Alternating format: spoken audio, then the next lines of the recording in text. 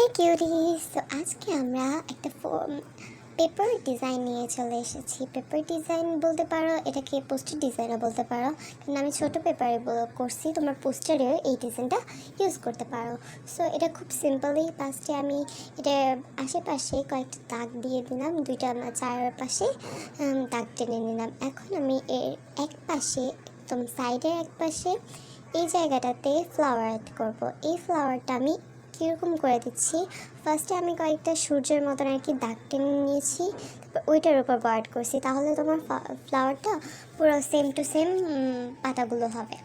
তো এরকম করে আমি এটার দুইটা পাশে সেমভাবে আরেকটা ফুল আমি এটা থেকে একটু ছোট করে আর্ট করব। তো এটাতে আমি ছোট করে আর্ট করার সময় এটাতে সেম প্রসেস ক্রিয়েট করেছি। ফার্স্টে আমি এটাতেও সূর্যের মতন আর্ট করে দিয়েছি। তো আরেক পাশেও আমি ঠিকভাবে এই এক পাশ দিয়ে 3টা করে আর্ট করে নেব। এভাবেই আমরা আর্ট করে যাব। এই আর্টটা শেষ হলে আমরা সেমভাবে ওই যে নিচের দিক যেটা আছে ওখানেও সেম আর্টটা করে নেব। সো এই যে এটা হচ্ছে লাস্টটা, আর এখানটায় আমরা সেমভাবে ওই ফ্লাওয়ারটা আর্ট করব। এখন আর্ট করা শেষ। এখন এই জায়গাটাতে একদম মাঝখানে যে বিন্দুটা দেওয়া ছিল ওইটার মধ্যে আমরা রেড কালার দেব। এখানে ফিল্টার ইউজ করাতে এটার কালারটা খুব একটা বোঝা যাচ্ছিল না, বাট এখন আর কী করার। তো নর্মাল ফিল্টারেও এটা ভালো করে বোঝা যাচ্ছিলো না, তো আর আমি ইউজ করি নাই। এখন এটাকে আমি কমলা রঙে দেব। তো কমলা রঙে দেওয়ার পরে এই চারটাকে এভাবে নিচের দিকেরগুলোকে আমি সেম প্রসেসে ক্রিয়েট করব।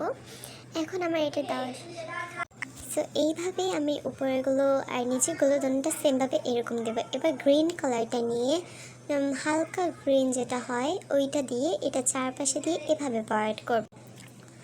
দেখতে পাচ্ছ বয়ারটা। এবার গাঢ় গ্রিনটা নিব, একদম গাঢ় যেটা, ওইটা নিয়ে এইভাবে করব। মাঝখানে রঙটা দিব না আর কি, ওই রঙটা আমি আবার হালকা ইউজ করব, মাঝখানে কয়েকটা লাইন টেনে দেব।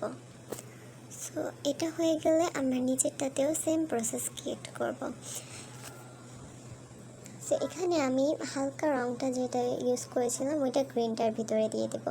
নিচেরটাও দেখছো তোমরা কীভাবে দিছি। এবার এখানে এই কালারটা আমরা দেব হচ্ছে, তো এখানে বেবি পিঙ্ক যেটা হয় আর কি ওই রঙটা ইউজ করেছি।